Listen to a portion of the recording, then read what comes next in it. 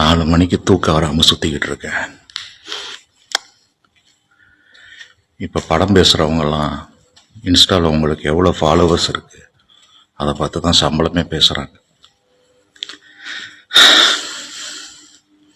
இன்ஸ்டாவில் ஃபாலோவர்ஸை வளர்க்குறதுக்கு என்கிட்ட தகுதி இல்லையே. எனக்கு கூந்தல் கிடையாது, முழு கன்னங்கள் கிடையாது, மூஞ்சி ஃபுல்லாக தாடி அதுவும் நரைச்சி போயிருக்கு, உடம்பு ஃபுல்லாக நெஞ்சு முடி.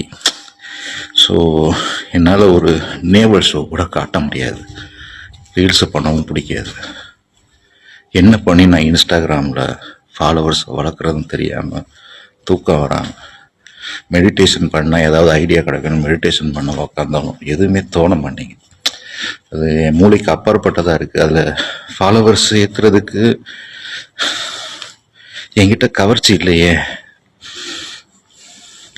நான் என்ன பண்ணுவேன்? ஏதாவது ஐடியா இருந்தால் கீழே சொல்லுங்கடா ப்ளீஸ்.